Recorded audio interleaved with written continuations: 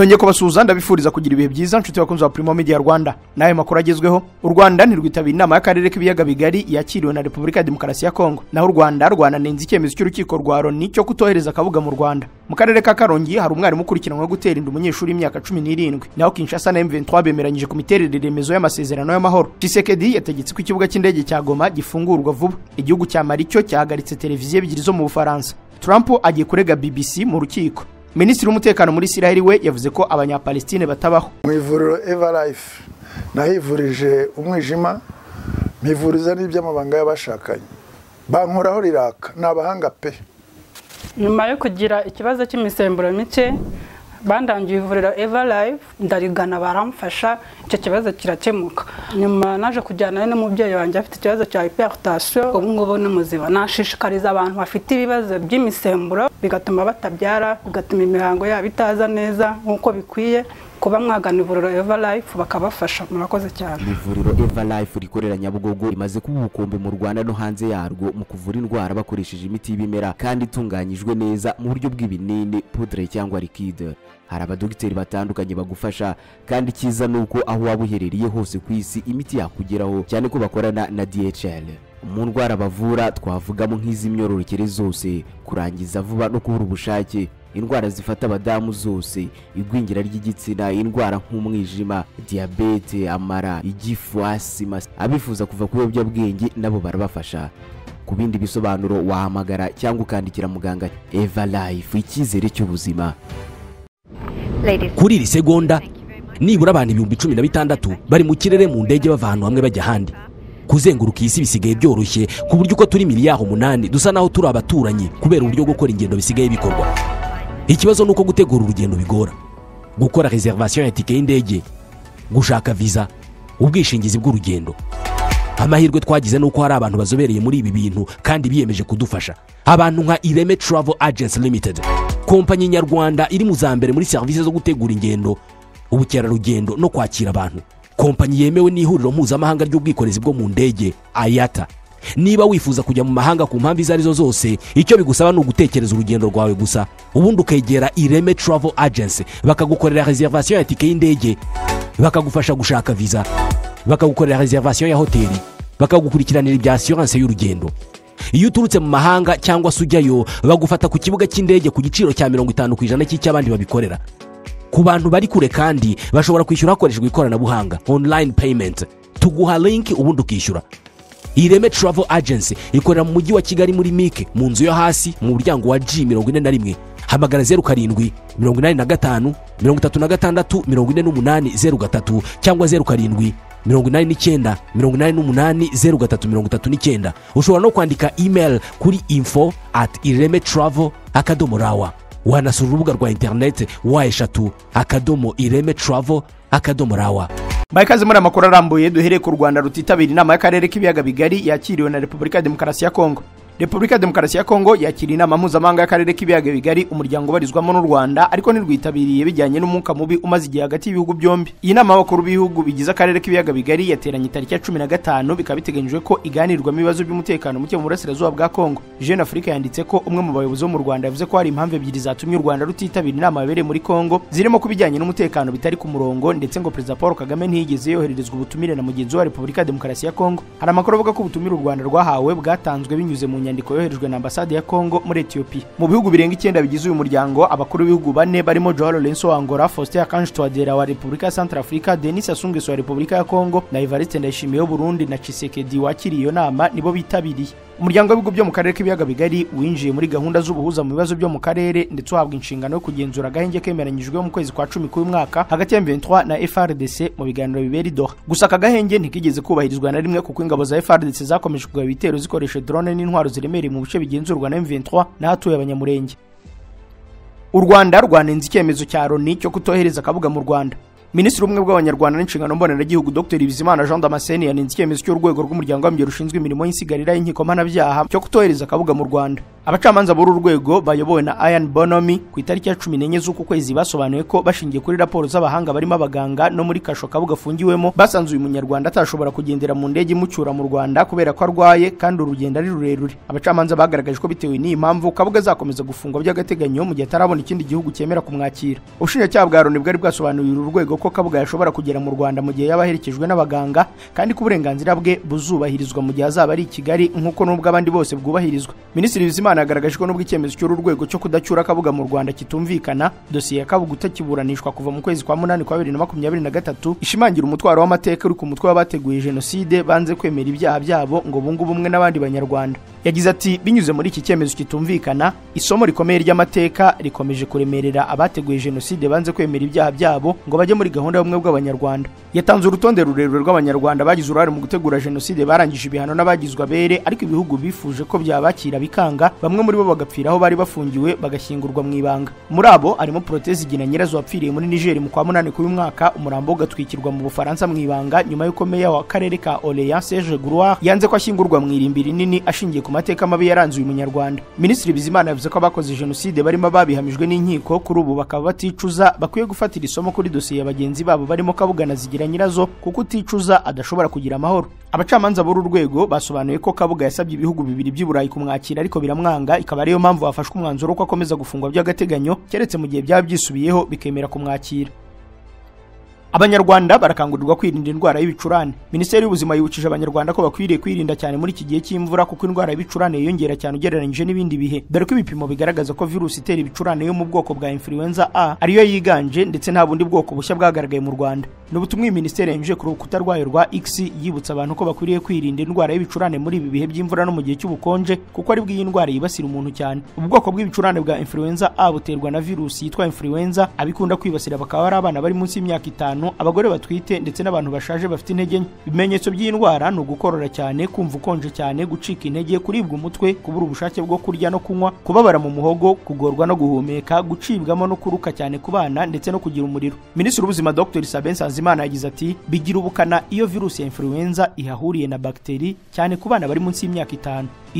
Urinde n'abandi bicurane, ihutire kuvuza umwana urwaye. Umwana urwaye ntakwiye kujya kwiga atarakira kuko yakwanduza abandi. Minisante igaragaza ko kuva mu 2022 kugeza mu ntangiriro z'uyu mwaka abasanganywe virusi ya influenza A mu gihugu hose banganaga na 6.6%.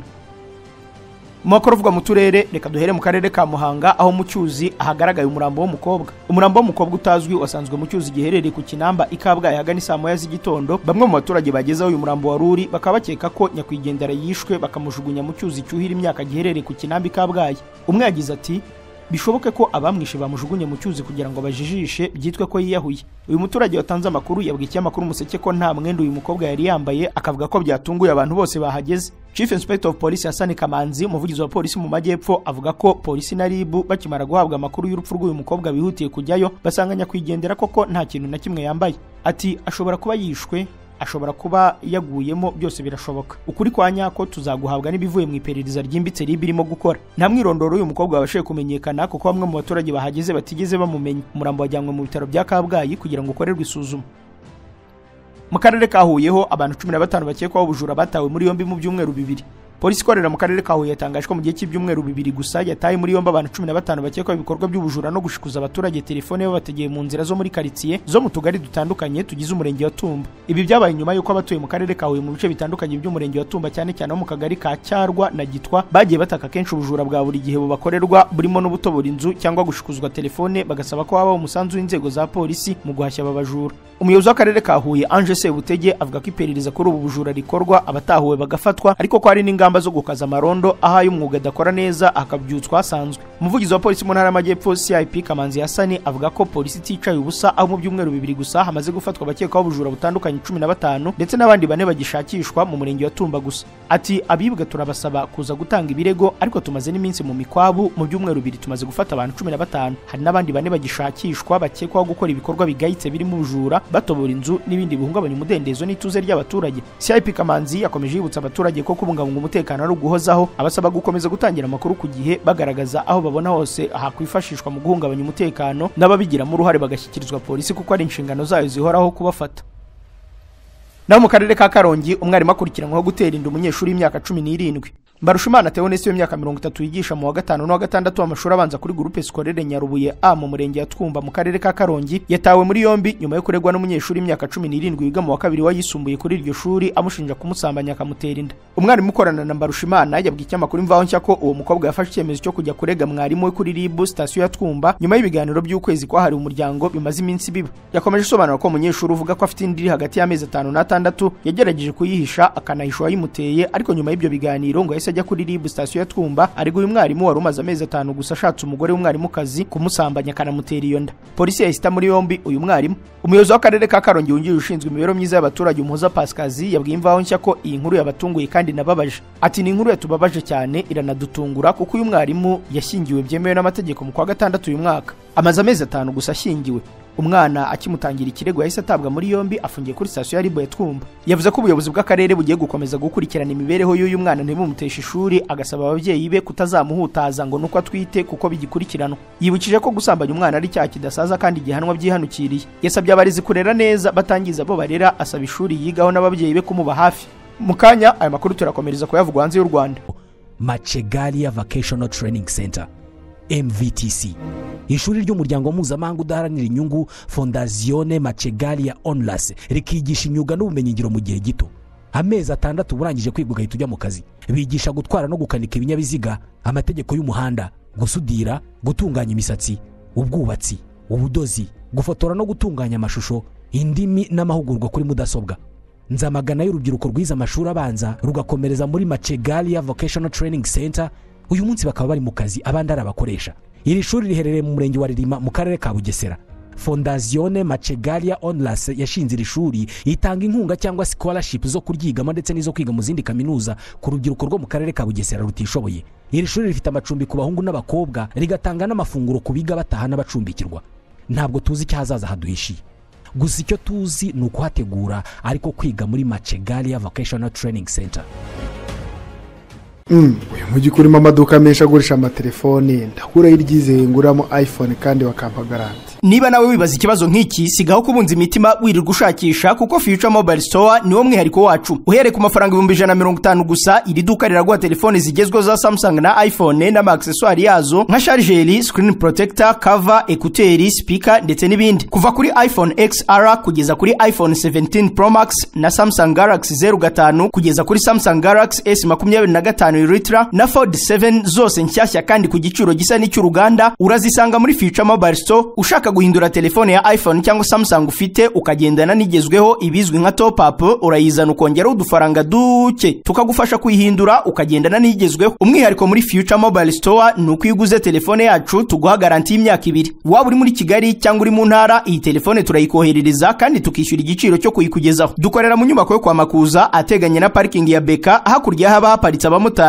ku muryango wa 35. Ku bindi bisobanuro waduhamagara cyangwa ukatwandikira kuri 07847286 no kuri website wa eshatu@futuremobile-store.rw. Wadusanga no ku mbuga nkoranyambaga zacu hose ni Future Mobile Store. Gana Future Mobile Store, telefone zigezweho mu Rwanda tuzishyire mu biganza byawe.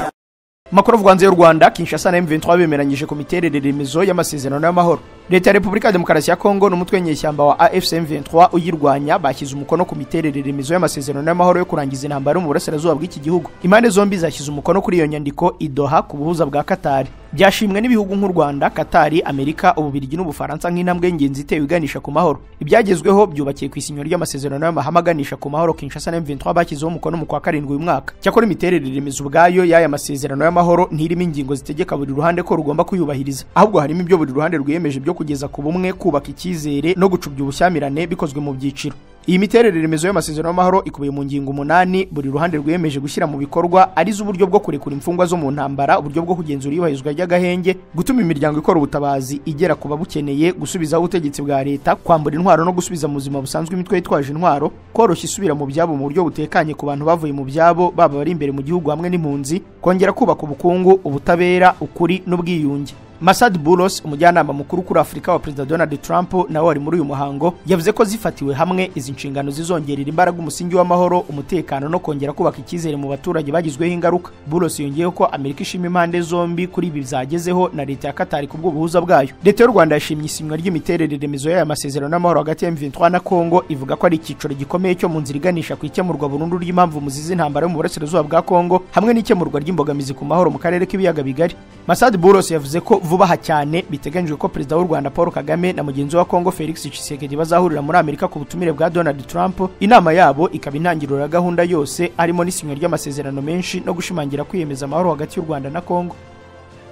Tshisekedi yategetse ko ikibuga cy'indege cya Goma gifungurwa vuba. Perezida Felix Antoine Tshisekedi wa Repubulika ya Demokarasi ya Kongo yategetse ba minisitiri barimo umutekano w'imbere mu gihugu uw'ubwikorezi n'uw'ingabo gukorana byafi kugira ngo harebwe uko hashyirwaho uburyo bwose bw'umutekano n'ibikoresho bikenewe kugira ngo ikibuga cy'indege cya Goma cyongere gufungurwa. Yasabye ko kiriya kibuga cyongera gufungurwa kugira ngo cyifashishwe mu bikorwa by'ubutabazi mu gihe mu kwezi kwa mbere uyu mwaka aribwo iki kibuga cyafunzwe mbere yuko uriya mujyi usanzwe ari umurwa mukuru w'intara Kivu y'Amajyaruguru giherereyemo wigarurirwa n'inyeshyamba zo mu mutwe wa M23. Umuvugizi wa guverinoma Patrick Muyaya ubwo yasomeraga kuri televiziyo y'igihugu imyanzuro y'inama y'abaminisitiri yatangaje ko Tshisekedi yibukije ko hakenewe ubufatanye busesuye hagati y'abari abaminisitiri uko ari batatu kugira ngo kiriya kibuga cy'indege cyongere gukora. Ati Perezida wa Repubulika yahaye amabwiriza minisitiri w'intebe uw'umutekano n'uw'ubwikorezi ndetse n'uw'ingabo yo gukorana mu buryo buhamye kugira ngo hashyirweho uburyo bw'umutekano n'ubw'ibikoresho bikenewe ngo ikibuga cy'indege cya Goma gifungurirwe ibikorwa by'ubutabazi. Muyaya yasobanuye ko imirimo yerekeye gufungura kiriya kibuga iri gutegurwa ikaba igomba kwisunga imyanzuro nama ya komite mpuzamahanga ya Croix Rouge by'umwihariko ku bijyanye no kurinda indege, gucungira umutekano inzira zizakoreshwa n'abakozi b'imiryango y'ubutabazi no gushyiraho uburyo bunoze bwo gucungira umutekano indege n'imikorere yazo. Guverinoma Kongo kandi yanzuye ko raporo y'aho ibikorwa byerekeye gufungura kiriya kibuga bigeze izagishyikirizwa Perezida Tshisekedi biciye kuri minisitiri w'intebe kugira ngo akurikiranwe uko ibikorwa bigenda bishyirwa mu bikorwa ndetse binakosorwe mu gihe bibaye ngombwa. Mu mpera z'ukwezi gushize nibwo Perezida Emmanuel Macron w'Ubufaransa yatangaje ko ikibuga cy'indege cya Goma kigomba gufungurwa kugira ngo cyifashishwe mu bikorwa by'ubutabazi. Icyo gihe AFC M23 kigenzura yavuze ko Macron yatangaje iriya gahunda mu gihe kidakwiye kuko gufungura kiriya kibuga byagakwiye kureberwa mu rwego rw'ibiganiro birimo kubera i Doha ku buhuza bwa Qatar, Amerika n'umuryango w'ubumwe bwa Afurika.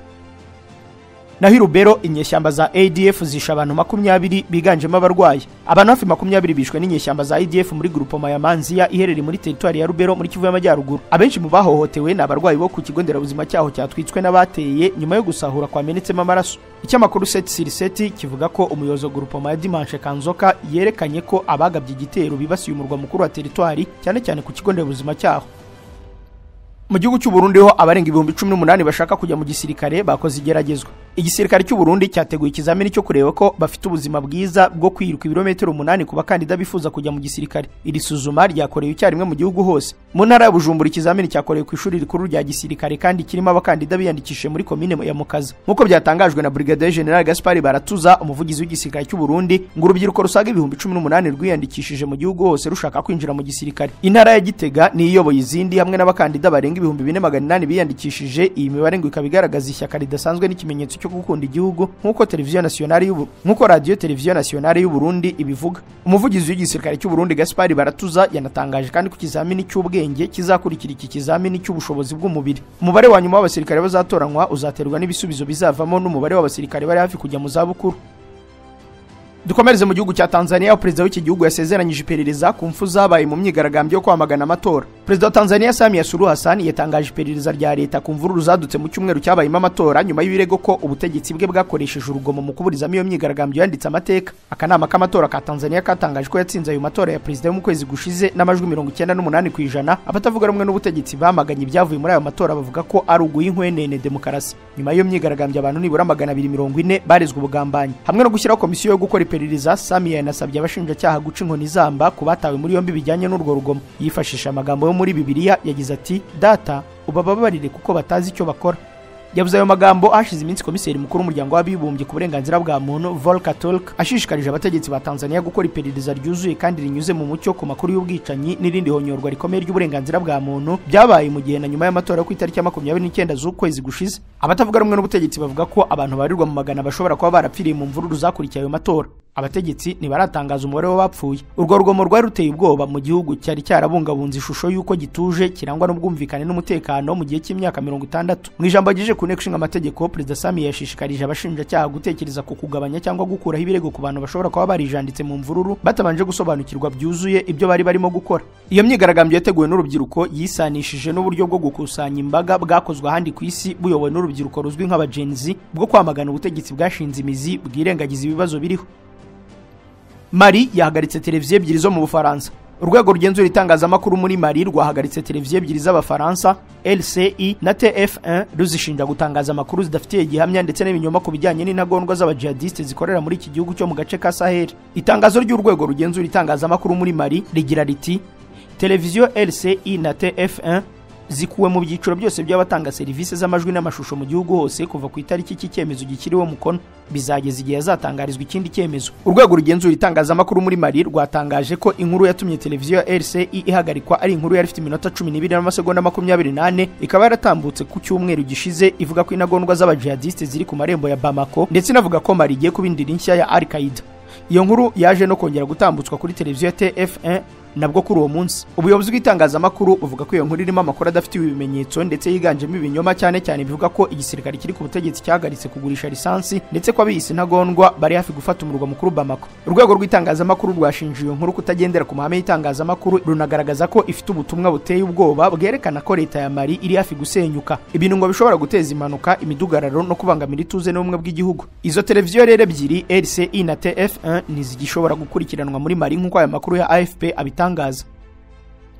Muri Sudani igisirikare kisubije ibice bibiri byari byarafashwe na RSF. Amakuru aturuka mu gisirikare cya leta agera kuri Anadolu Agency aravuga ko ingabo za Sudani zongeye kwigarura uduce tubiri two muri leta ya Kordofani y'amajyaruguru nyuma y'imirwano ikaze n'ingabo za Rapid Support Forces. Amakuru avuga ko ingabo zafashe Umdam Haj Ahmad na Kazgir bituma abarwanyi ba RSF batakaza ibikoresho byinshi ndetse n'abantu. Abakozi b'igisirikare basangije ku mbuga nkoranyambaga amashusho yerekana ko bari muri ibyo bice byombi byari byarafashwe n'umutwe wa RSF mu kwezi gushize. Uyu mutwe nturemeza ayo makuru cyangwa ngo yahakane. Trump we agiye kurega BBC kwihindurwa ry'ijambo rye mu kiganiro Panorama. Nyuma yuko BBC isabye imbabazi ariko ikanga kumuriha indishyi, Perezida wa Amerika Donald Trump yavuze ko azayirega mu rukiko ku kuntu ijambo rye ryahinduwe mu kiganiro Panorama. Ubwo aganiraga n'abanyamakuru, Trump yagize ati tuzabarega kugira ngo baturihe indishyi iri hagati ya miliyari 1 y'amadolari na miliyari 5. Birashoboka ko tuzabarega mu cyumweru gitaha. Kuwa kane BBC yavuze ko ihindurwa ry'iryo jambo mu buryo bwo kurigabanya ngo rikoreshwe buzwi nka editing. Trump yavuze ku itariki ya 6 z'ukwa mbere k'umwaka wa 2021 mu buryo butagambiriye ryatumye bifatwa ukuntu kutari ko Perezida Trump yari yahamagariye mu buryo butaziguye ko hakorwa urugomo, ndetse BBC yavuze ko itazongera gutangaza iyo nkuru mbarankuru yo mu kiganiro Panorama yakoreshejwemo iryo jambo. BBC yasabye imbabazi Perezida wa Amerika ariko ivuga ko itazamuriha indishyi y'amafaranga. Yasohoye iryo tangazo kuwa kane nyuma y'uko abanyamategeko ba Trump bakangishije kurega BBC ngo muri indishyi ya miliyari y'amadolari niba idakuyeho iyo nkuru ikamusaba imbabazi ndetse ikamuriha iyo ndishyi. Perezida wa Amerika yavuze ko atavuganye na Minisitiri w'Intebe w'Ubwongereza Sir Keir Starmer kuri iki kibazo, ariko ko Minisitiri w'Intebe w'Ubwongereza yasabye ko bavugana. Trump yavuze ko ateganya guhamagara Keir Starmer bakabiganiraho. Bolsonaro wategetse Brazil mu nzira igana muri gereza. Jair Bolsonaro azayobora Brazil ashobora gufungwa nyuma yo urukiko rw'ikirenga rwanze kwakira ubujurire bwe ku gifungo cy'imyaka 27 yakatiwe nyuma yo guhamwa n'umugambi wo gushaka guhirika ubutegetsi. Bolsonaro w'imyaka 70 yakatiwe mu kwezi kwa 9 kuri ibi byaha bifitanye isano n'imvururu zakurikiye amatora yatsinzwemo na Perezida Luiz Inácio Lula da Silva mu 2022. Kuva mu kwa 8 Bolsonaro afungiwe mu rugo nubwo avuga ko ari umwere. Ubwo atangazwaga ku rukiko rw'ikirenga rwanze ubujurire bwe, abacamanza bavuze ko ari ibimenyetso bifatika byerekana uruhare rwe mu mugambi wo guhungabanya inzego za leta. Mu cyumweru gishize itsinda ry'abacamanza ryemeje igihano cy'igifungo cy'imyaka 27 n'amezi 3 kuri Jair Bolsonaro. Iki cyemezo cyatowe n'abacamanza 4 muri 5 bari bagize inteko iburanisha. Ubushinjacyaha buvuga ko Bolsonaro yari afite umugambi wo kwivugana Perezida Lula, Vice Perezida Gerardo ndetse n'umucamanza Alexandre de Moraes. Buvuga ko umugambi wasenyutse ahanini kuko abayobozi bakuru b'ingabo batigeze bawushyigikira. France 24 ivuga ko uyu mugabo ashobora gutabwa muri yombi bitarenze icyumweru cya nyuma cy'uko kwezi kwa 11. Ku rundi ruhande urukiko rwemeje gukomeza gukurikirana umuhungu we Eduardo Bolsonaro ukurikiranwa kugerageza gushyira igitutu kuri Leta Zunze Ubumwe za Amerika ngo zihane Brazil. Muri Isiraheli, Minisitiri w'Umutekano yavuze ko abanyapalestine batabaho. Itamar Ben-Gvir, Minisitiri w'Umutekano muri Isiraheli ukomeye ku bitekerezo bya politike y'ubuhezanguni, yatangaje ko abanyapalestine batabaho. Ben Gvir yavuze ko nta bantu bitwa abanyapalestine babaho, ashimangira ko uwo mwirondoro ari ibihimbano bidafite ishingiro iryo ari ryo ryose mu mateka, mu bucukumbuzi cyangwa mu bimenyetso bifatika. Yakomeje avuga ko ihuriro ry'abimukira bavuye mu bihugu by'Abarabu bagahurira ku butaka bwa Isiraheli, ati ntabwo ibi bihagije ngo bitwe igihugu, ntabwo ari abantu bakwiriye igihembo kubera iterabwoba, ubwicanyi n'ubugizi bwa nabi bwakwirakwijwe hose by'umwihariko muri Gaza. Bezalel Smotrich, minisitiri w'imari wa Isiraheli, nawe yashyigikiye ayo magambo, asaba minisitiri w'intebe Benjamin Netanyahu kumenyesha isi yose ko nta gihugu cyitwa Palestine kizigera gishyirwaho. Aba bayobozi batangaje mu gihe ibihugu bitandukanye byiganjemo ibikomeye ku isi bikomeje gufata umwanzuro wo gushyigikira ubwigenge bwa leta ya Palestine. Bakunzi wa Primo Media Rwanda, iyi nkuru ya minisitiri wavuze ko abanyapalestine batabaho niyo dusoreje amakuru ari kugarukwaho. Reka mbashimire kwa murane mudukurikiye, bararikire komeza korera ibindi biganiro bikuru urubuga. Mugira amahoro.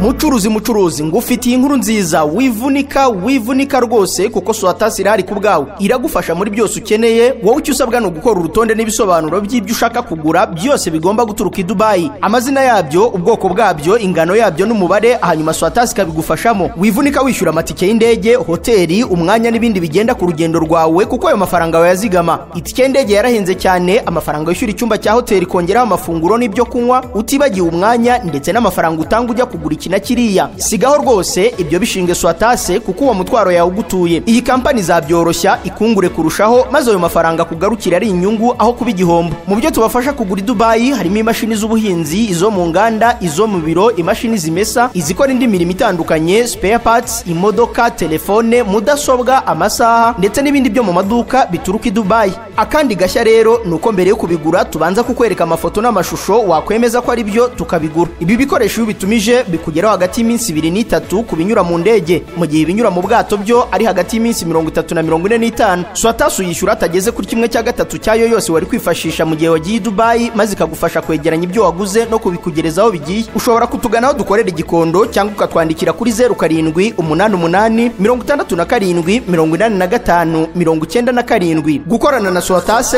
ni ukuzigama amafaranga, umwanya no kwirinda ibikujagaraza.